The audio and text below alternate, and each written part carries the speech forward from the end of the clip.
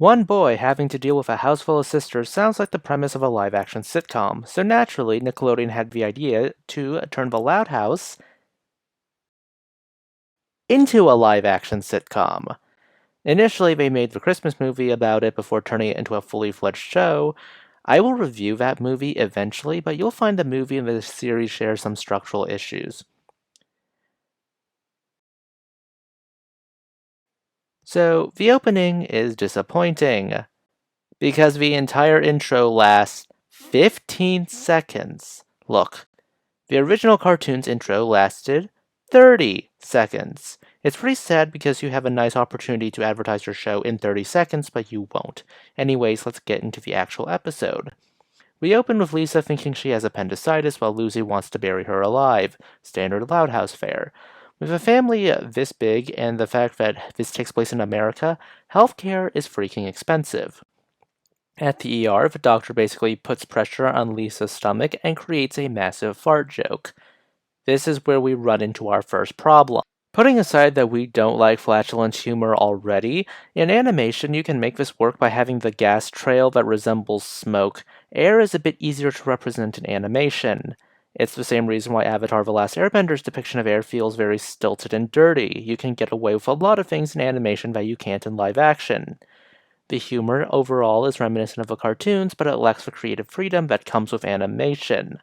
We cut to Royal Woods Middle School, where Lincoln, Clyde, Liam, Rusty, Zach, and Stella are all part of the school's news team. If you haven't noticed, Lincoln's hair looks a bit different compared to the Christmas special. That's because Wolfgang, the actor, actually dyed his hair, bleached his hair white for that role. The series proper opted to give him a wig because, Wolfgang's hair started falling out. Yikes. The conflict of this episode is that Lincoln has a butt pimple that has been driving him nuts. That's the conflict of this episode. Works in a cartoon, not in live action. Stella wants to know if butt pimples are contagious. Can someone who watches The Loud House religiously confirm that she has been depicted like this, not dumb per se, but ditzy? I feel like she was the voice of sense and reason when I saw her in the cartoon.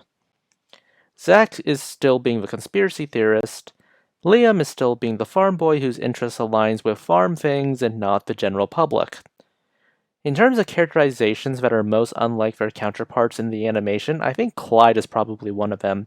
He is a lot more dry and sarcastic. It's not the actor's fault, because the script clearly was written with him being dry and sarcastic. Meanwhile, the only thing at the news crew that gets anyone of interest is the Real Talk with Rusty Spokes, which is just Oprah, a reference that kids would not get. Basically, they get forced into doing an expose on a new student from the principal because apparently they do this for all students. Must be hell of awkward for people with social anxiety and camera shyness. Lincoln takes romantic interest in that new student from Tennessee. Everyone takes interest in her.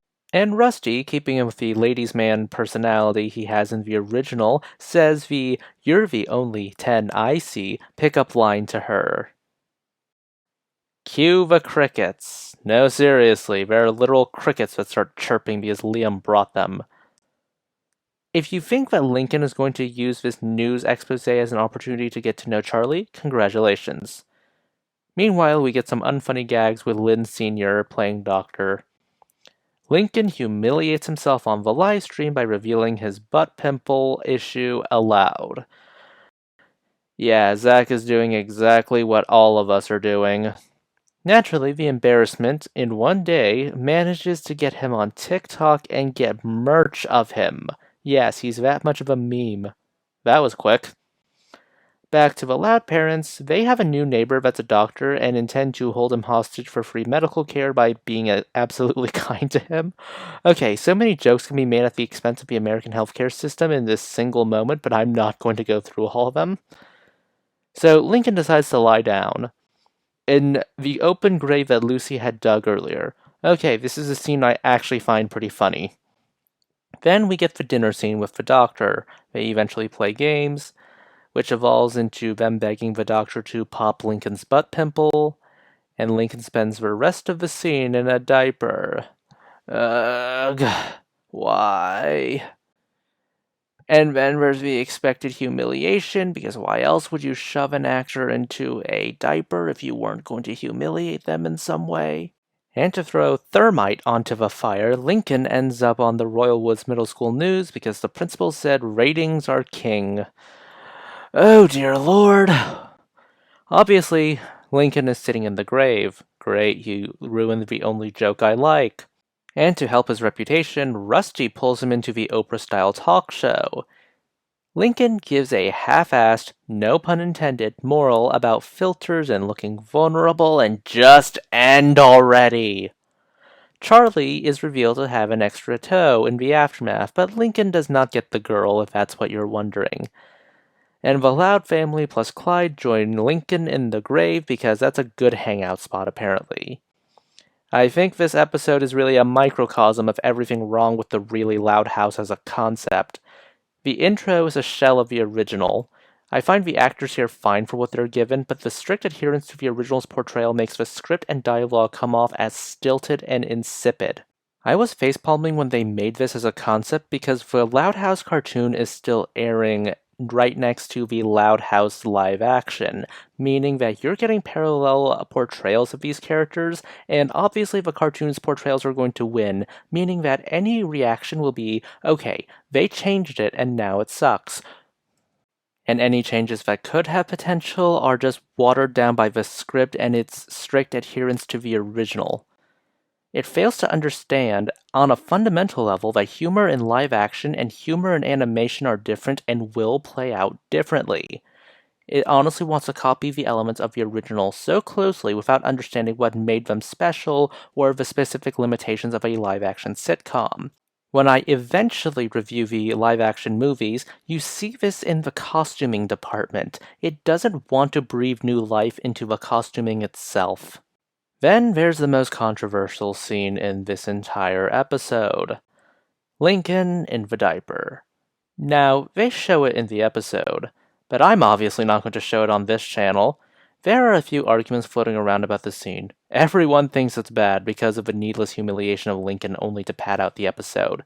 No, everyone's arguing about how bad this scene is.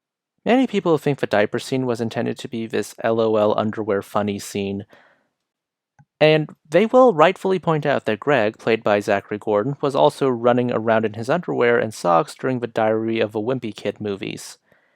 Underwear is funny, and it has been for years. The problem is that we see Nickelodeon doing this. Yes, that Nickelodeon. Not every single attempt at this type of humor is part of some kind of perverted fetish. However, the past precedent of Nickelodeon abusing their child stars, in every definition of the word, makes it hard to ignore.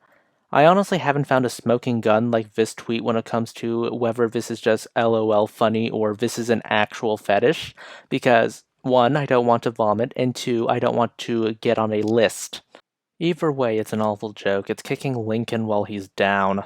I do wonder if a director or a writer or a producer sat down with Wolfgang and his parents and said, you do realize that this kid is going to be in a diaper in front of hundreds of thousands of people when this airs live, and the internet is forever, right? All for this half-baked moral message. In a show that is remarkably unfunny, because again, it's trying too hard to imitate the cartoon without any idea of how it is limited by the live action. If this was any other sitcom, it would be lost into the sea of obscurity. The only thing this thing has going for it is the fact that it bears the Loud House name. But those are just my thoughts. Please consider liking, subscribing, tipping the channel on Ko-fi. This is Cyril signing off.